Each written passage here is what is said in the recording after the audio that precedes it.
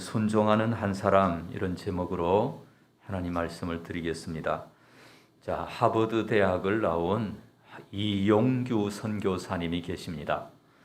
하버드 대학의 학위와 영광과 그 경력과 이러한 것 다 내려놓고 몽골에 가서 선교사를 할 때가 있었습니다. 근데 이 이용규 선교사님이 쓴 내려놓음이라는, 자기 모든 걸 내려놓았고 거기 갔는데 그 내려놓음이라는 책에 이러한 이야기가 있습니다. 그 몽골에 그 개척한 이레 교회에서 또 개척한 시골 교회가 있는데 그 시골 교회에서 예배를 드리게 되었습니다. 주일이 되어서. 그런데 이름이 벌레르라고 하는 한 아가씨가, 자매가 예배 시간 직전에 막 교회를 향하여 뛰어왔는데 막 온몸이 땀이 비 오듯 하게 땀에 젖어 있었습니다. 나중에 사연을 들어보니까 벌레르라는 그 자매는 소를 키우고 있었습니다. 그래서 소를 키우고 있었는데, 소를 돌보고 있었는데 주일날 아침에 소를 잃어버렸습니다. 소를 찾기 위해서 이곳으로 가보고 저곳으로 가보고 허둥지둥 하다가 시간을 보니까 예배 시간이 가까운 거예요. 소 찾기를 내려놓고 예배 시간을 늦지 않도록 하기 위해서 막 달려온 거예요. 그리고 예배를 드렸습니다. 예배를 마치고 나자 밖에서 소 울음소리가 들려서요. 잃어버렸던 소가 예배 처소까지 온 거예요. 놀라운 일이죠. 여러분, 이 몽골에서 소는 가장 큰 재산이에요. 이 자매는 소를 잃어버리면 많은 불이익이 있을 것인데 놀라운 이런 예배를 마치자 소도 찾고 예배도 드리게 되고 두 가지를 다 할 수 있게 하셨어요. 하나님의 은혜 아니겠습니까? 이 자매는 주일에는 예배 드리라 이 말씀에 순종한 거예요. 어려워도 순종한 거예요. 힘들어도 순종한 거예요. 최선을 다해서 순종을 했습니다. 그랬더니 놀라운 은혜를 받지 않았습니까? 여러분, 마치 우리가 그런 상황이라면 우리는 과연 어떻게 할 수 있을까요? 여러분, 소 찾기냐 예배 드림이냐 어느 쪽입니까? 이 생업에 종사하기 위해서, 생업에 우리가 먹고 살아야 하기 때문에 어쩔 수 없이 주일에 생업의 현장에 나가야 할 때도 있겠지만은, 그러나 소 찾기보다, 생업을 열심히 하는 것보다 그 시간에 주일이기 때문에 예배를 드리는 저와 여러분이 다 되시기를 바랍니다. 교대 근무나 이러한 것을 하실 때는 우리가 이 다변화된 사회에서 이제 내가 그 근무를 잘 해주지 않으면 다른 사람에게 피해가 돌아가죠. 그러니까 그때는 어쩔 수 없이 책임감을 가지고 성실하게 그 주일날이지만 교대 근무를 해야 합니다. 그러면 이제 교대 근무가 끝났으니까 나는 주일날 이번 주일은 예배 못 드리고 마는구나, 이게 아니고 교대 근무를 마치고 저녁에나 다음 날에나 하나님 앞에 예배하는 시간을 가져야 합니다. 홀로. 왜냐하면 사람이 떡으로만 살 것이 아니요 하나님의 입에서 나오는 모든 말씀으로 살 것이라 하였기 때문에 우리가 굶고 살 수는 없잖아요. 하나님 말씀을 읽고 듣고 기도하고 그렇게 해서 하나님 앞에 예배를 순종하는 저와 여러분이 되시기를 바랍니다. 오늘 본문에는 예수님이 어떤 삶을 사셨는지를 말씀해 주고 있습니다. 첫째로 기도를 순종하셨습니다. 자, 7절 말씀을 우리 다 함께 읽도록 하겠습니다. 그는 육체에 계실 때에 자기를 죽음에서 능히 구원하시리에게 심한 통곡과 눈물로 간구와 소원을 올렸고 그의 경영하심으로 말미암아 들으심을 얻었느니라. 자, 자기를 죽음에서 능히 건져주실 분은 누굽니까? 하나님이시죠. 하나님이 죽음에서, 사망에서 건지시는 분이죠. 그 하나님 앞에 심한 통곡과 눈물로 간구와 소원을 올렸다는 겁니다. 우리 예수님은 눈물의 기도가 있었다는 겁니다. 예수님은 눈물의 사람이고 눈물의 사나이고 눈물로서 하나님 앞에 자신의 형편과 처지를 다 올려드렸다고 하는 것이죠.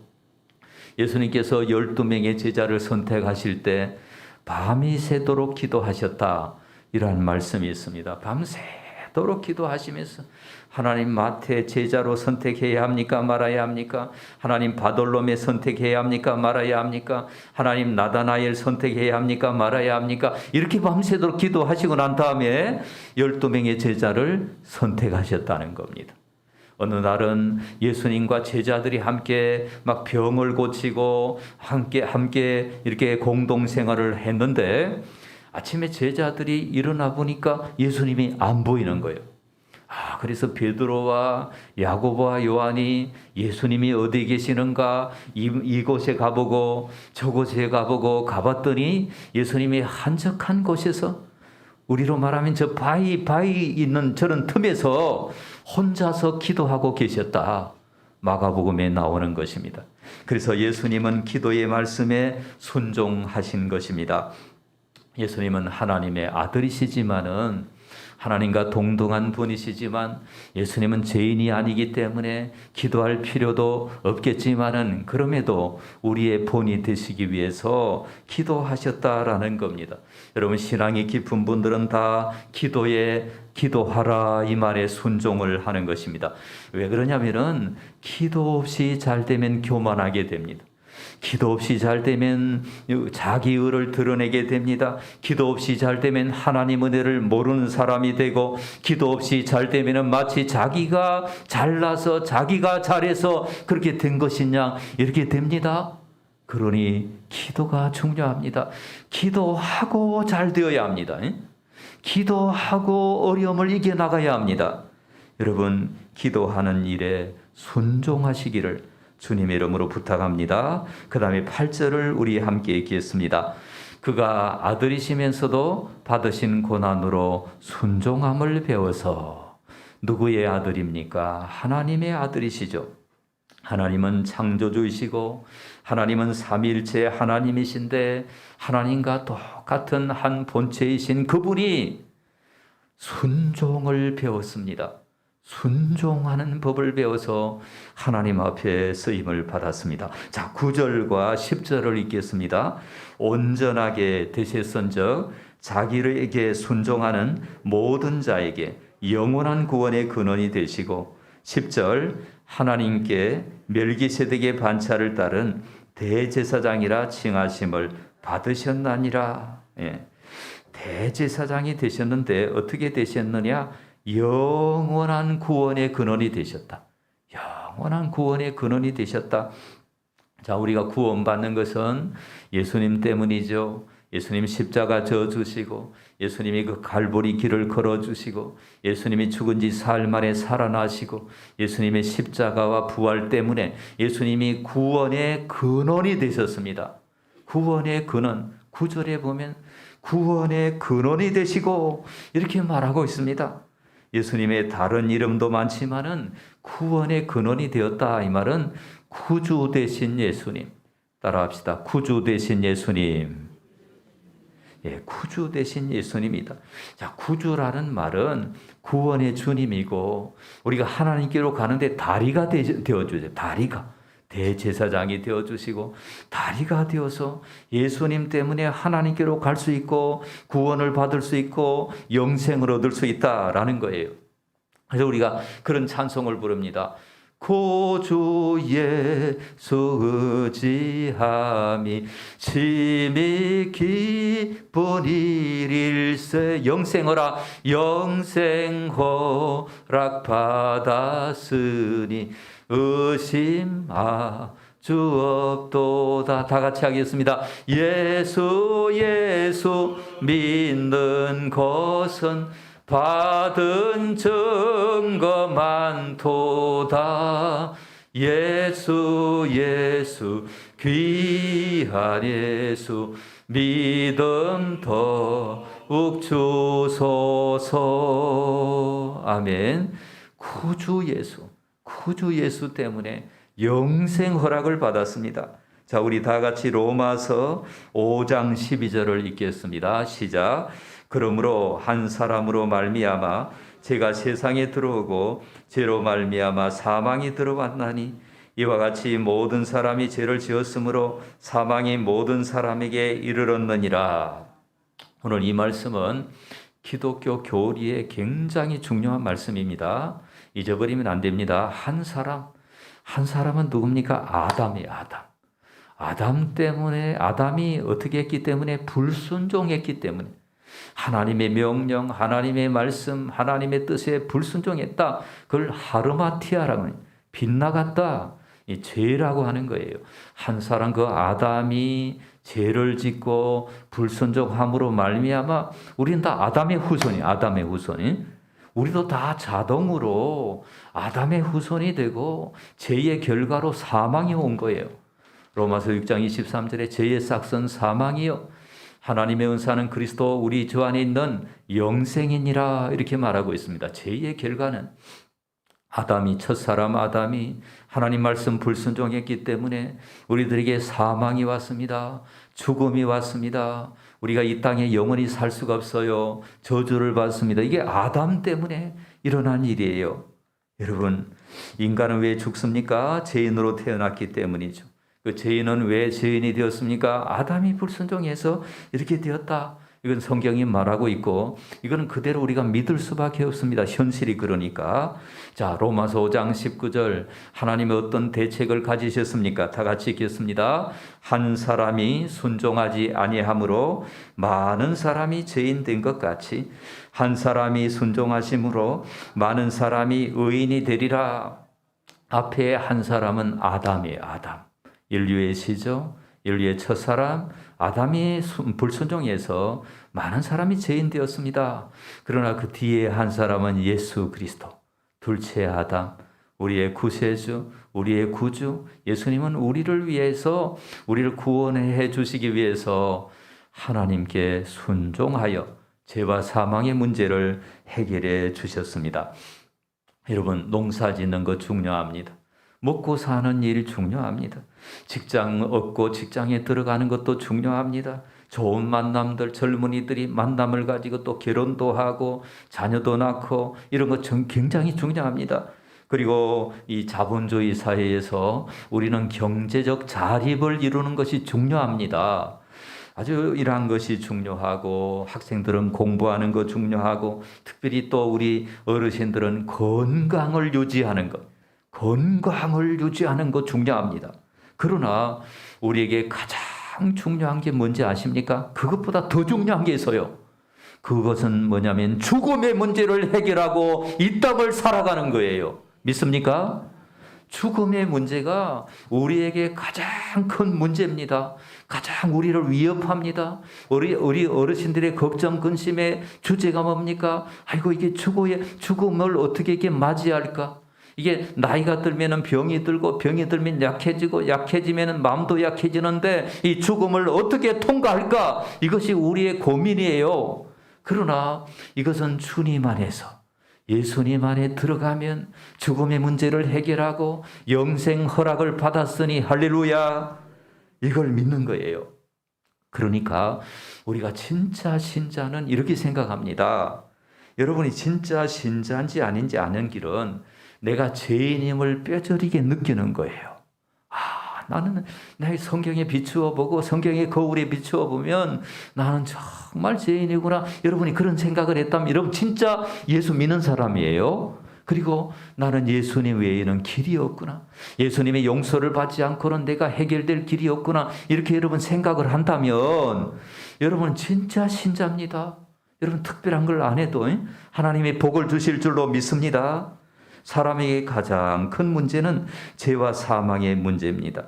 지금 이 죄의 문제 때문에 우리가 얼마나 지금 고통을 당하고 있습니까? 뉴스만 보면 걱정이 됩니다.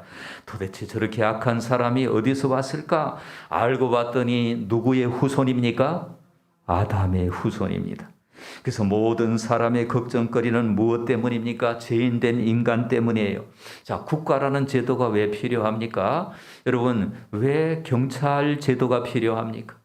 여러분, 왜 인간이 죄인이기 때문에 교도소가 왜 필요합니까? 인간이 죄인이기 때문에 여러분, 율법, 전서, 헌법, 형법, 형사소송법, 민사소송법 이런 그 법들이 왜 필요합니까? 인간이 죄인이기 때문에 필요한 거예요. 윤리, 도덕이 왜 필요합니까? 인간이 죄인이기 때문에. 그리고 집을 지을 때 집에 또 이렇게 열쇠를 잠그고 울타리를 만들고 시건 장치를 하고 CCTV를 달고 왜 그렇게 합니까? 인간이 죄인이기 때문에. 인간은 기회만 있으면, 틈만 있으면 죄를 지을 수밖에 없기 때문에 우리는 이 복음을 믿고 인간이 이런 죄인이라는 걸 깨닫고 그 죄의 문제를 해결하는 길은 오직 예수. 누구라고요? 오직 예수. 오직 예수님. 천하 인간의 구원을 이룰 만한 다른 이름을 우리에게 주신 적이 없다. 오직 예수 이름으로만 죄의 문제가 해결이 되고 예수 이름으로만 영생을 얻게 되고 믿습니까?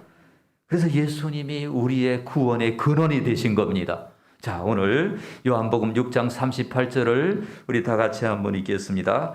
내가 하늘에서 내려온 것은 내 뜻을 행하려 함이 아니요 나를 보내신 이의 뜻을 행하려 함이니라. 자, 내가 하늘에서 내려왔다. 예수님이 하신 말씀이에요. 예수님이 하늘에서 내려온 이유는 내 뜻을 행하려 함이 아니다. 자기의 뜻을 행하려 함이 아니고 나를 보내시니 누굽니까? 하나님의 뜻을 이루기 위해서 예수님은 이 땅에 오셨다라고 말할 수 있습니다. 여러분, 예수님은 하나님의 뜻을 이루기 위해서 오셨는데 예수님 사역을 많이 하셨죠. 예수님이 복음을 전하셨고 예수님이 제자를 양육하시고 예수님이 귀신들을 쫓아내시고 예수님이 또 병자들을 치료하시고 신앙 교육을 하셨습니다. 날 때부터 안전병이 된 사람을 치료하시고 10명의 나병 환자들을 말씀으로 치료해 주시고 할렐루야. 예수님이 바다를 잔잔케 하시고 죽은 나사로를 살려주시고 야이로의 딸을 살려주시고 예수님이 이 땅을 살아가실 때 공생애를 살아가실 때 그 많은 환자들을 고쳐주셨습니다. 여러분, 이것은 하나님 말씀에 순종하는 것이지만은 이것은 즐거운 일이었을 거예요. 그죠? 즐겁고 기쁘고 이것은 하나님의 말씀에 순종하는 거지만은 의미 있고 가치 있는 일이고 보람 있는 일이고 당장 효과가 나타나는 일입니다. 그러나 우리 예수님은 그것보다도 하나님 아버지의 뜻이 있었는데 뭐냐면 인류 구원의 대사명이 있었다 이 말이에요. 우선 당장 눈에 보이는 병자 고쳐지고 당장 눈에 보이는 제자 양육하고 이런 것도 중요하지만은 인류의 죄를 짊어지고 인류의 죄의 문제를 해결하기 위해서 예수님은 십자가를 지시는 일을 가장 중요하게 여기셨어요. 할렐루야. 그래서 어떻게 하셨습니까? 그건 이제 하나님의 뜻이거든요. 자, 병자 고쳐주는 것도 하나님의 뜻이지만은 그것보다도 더 큰 뜻이 있는데 인류를 죄에서 건져서 지옥에서 건져서 천국으로 인도하는 이 사명을 순종하기 위해서 우리 예수님은요 결심을 하셨습니다. 누가복음 9장 51절 말씀. 자, 9장 51절 말씀 다 같이 읽겠습니다.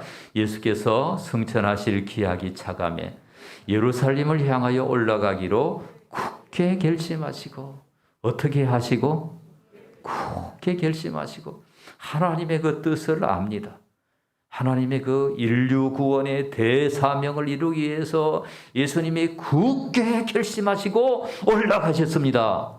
예수님이 그러니까 이 예수님이 이렇게 결심하시고 하나님의 뜻에 순종을 하셨기 때문에 우리가 다 구원을 받고 하나님의 사랑을 받고 죄가 용서받고 믿습니까?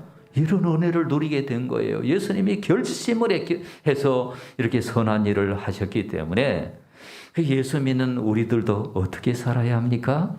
그냥 대충 바람 부는 대로 물결 치는 대로 흔들리는 대로 이렇게 살아야 됩니까? 아니에요. 우리는 결심하고 인생을 살아야 되는 줄로 믿습니다. 선한 일을 위하여 지으심을 받았다고 에베소서 2장 10절이 말씀하고 있습니다. 여러분, 우리는 결심을 해야 합니다. 왜냐하면 이 땅에 우리가 살아갈 때 유혹이 많고 시험이 많고 우리를 넘어뜨리는 것들이 많이 있기 때문에 저와 여러분은요, 하나님 앞에 선한 일을 하기 위하여 하나님 말씀을 순종하기 위하여 결심을 해야 되는 것입니다. 주의를 지키는 것도 내가 어떤 일이 있어도 피치 못할 사정이 있을 때는 못하지만은 내가 주의를 지켜야 되겠다 결심을 하고 주님 앞에 나와 보십시오. 하나님이 복을 주실 줄로 믿습니다. 그래서 여러분, 다니엘과 사드락과 메삭과 아벳느고 아시죠? 이들은 하나님을 믿는 청년들이었습니다. 이들 앞에 왕의 진미와 포도주가 있는데 이것은 우상에 절한 음식이에요. 그러니까 자기의 양심에 이건 도저히 먹을 수가 없는 겁니다. 그래서 어떤 일이 있더라도 우상 앞에 절한 이 음식을 나는 먹지 않겠다. 어떤 일이 있더라도 나는 이 술은 마시지 않겠다. 나는 하나님 앞에 순수한 순결한 나실인으로 살아가겠다.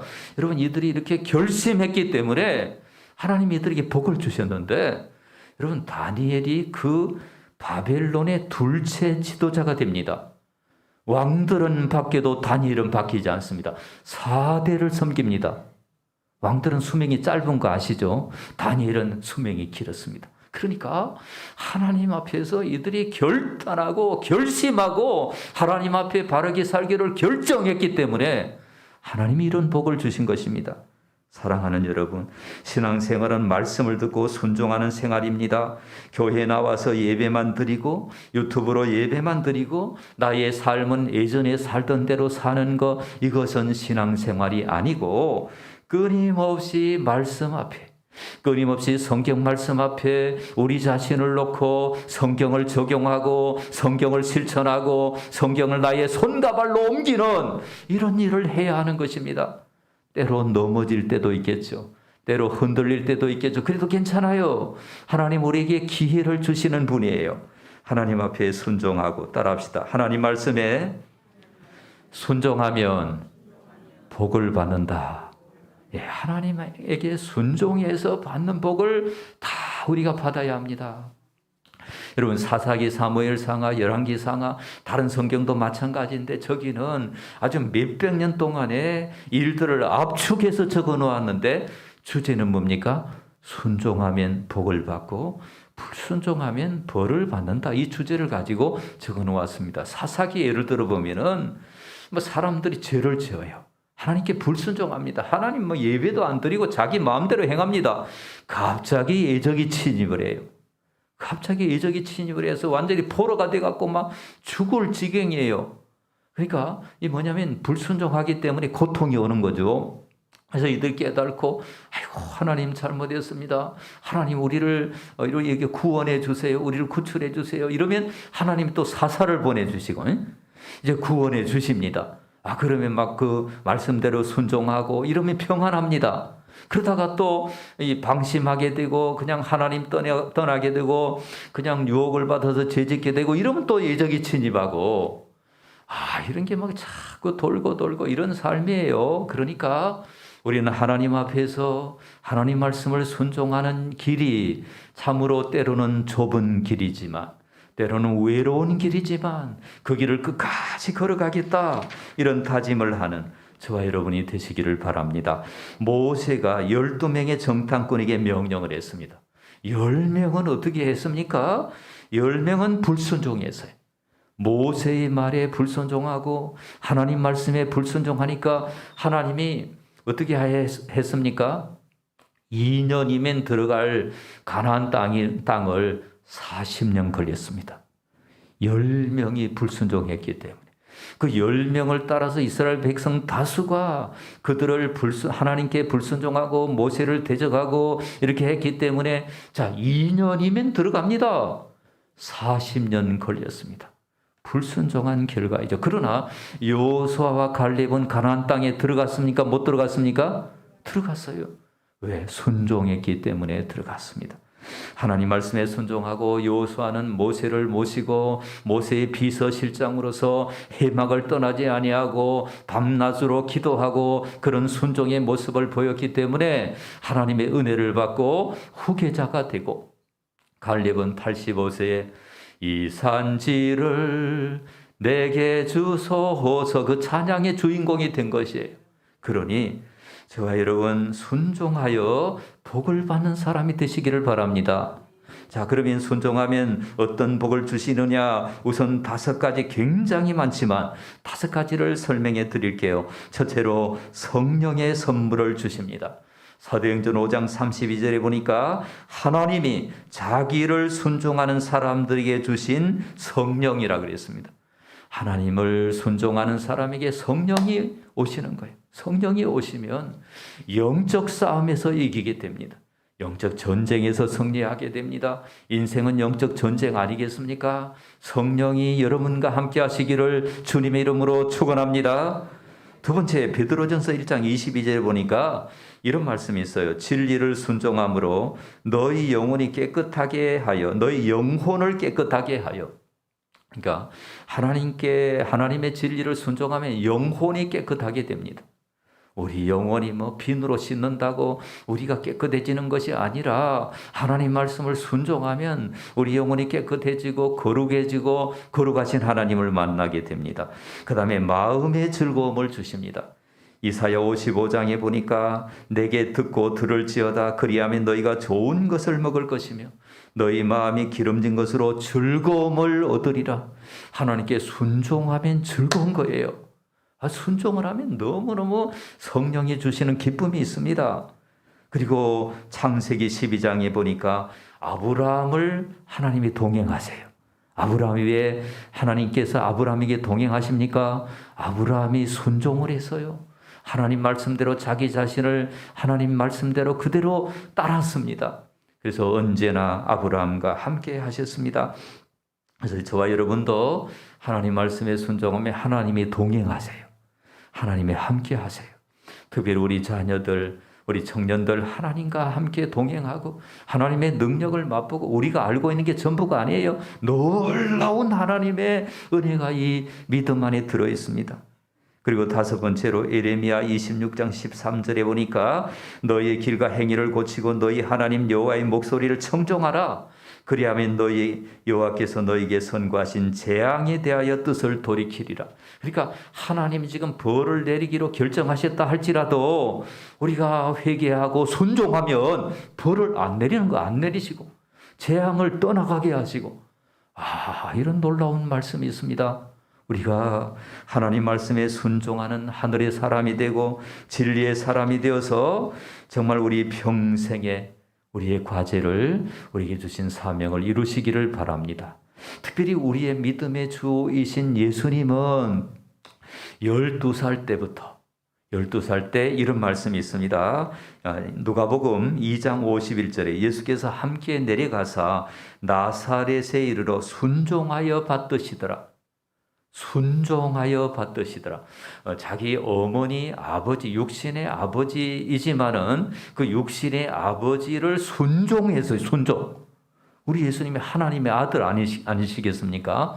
그래도 그 육신의 아버지, 어머니에게 순종해서 받들었다 이런 말씀이 있고 예수님께서 십자가 지실 때 그 예수님의 어머니가 그 옆에 있었습니다. 어머니가 얼마나 가슴이 아프겠습니까?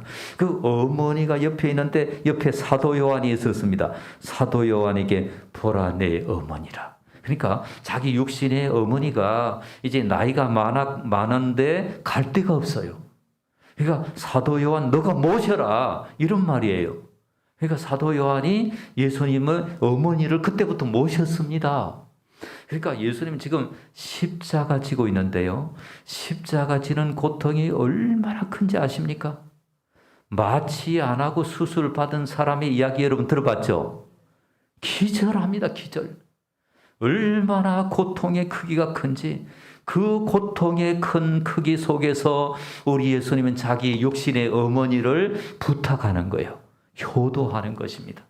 예수님 그 마지막 순간에까지 효도하시고 죽으시고 부활하신 예수님, 우리 믿음의 주가 되시는 것입니다. 사랑하는 여러분, 우리 평생의 과제는 무엇입니까? 즐거이 순종하는 사람이 되시기 바랍니다. 신명기 28장에 보니까 그런 사람은 들어가도 복을 받고 나와도 복을 받고 무엇을 하든지 복을 받는다. 이런 말씀이 있습니다. 여러분, 우리가 즐거운 마음으로 순종하시기 바라고, 나그네 인생길입니다. 우리가 여기서 한 500년 사는 것이 아닙니다. 때로는 이해되지 않아도 하나님 말씀이 분명하면 아멘으로 응답하시고 순종하시기를 바랍니다. 아브라함은 순종함으로 복의 근원이 되었어요. 저와 여러분도 그런 은혜가 있기를 주님의 이름으로 축원합니다. 우리 다 함께 1분 동안 한번 기도하도록 하겠습니다. 하나님 말씀이 분명하면 저는 끝까지 순종하겠습니다. 다른 사람은 어찌하든지 나만은 하나님 말씀대로 순종하겠습니다. 우리 다 같이 기도하도록 하겠습니다. 주님 사랑합니다. 주님이 함께 하셔서 하나님 앞에 온전히 기도함으로 하나님의 능력을 경험하는 그런 종이 되도록 아버지께서 역사하여 주시기를 원합니다. 성령으로 같이 하여 주십시오. 하나님의 은혜로 함께 해주시고 하나님 주시는 은혜로 말미암아 새로워지고 변화되는 이 종이 되게 하여 주시옵소서. 오 주님 사랑합니다. 도와주세요. 아버지, 이 종이 온전히 말씀에 순종하고 진리에 순종하고 주어진 상황에 순종하고 하나님 은혜 속에 들어가게 하여 주십시오. 예수 그리스도 이름으로 기도드립니다. 아멘.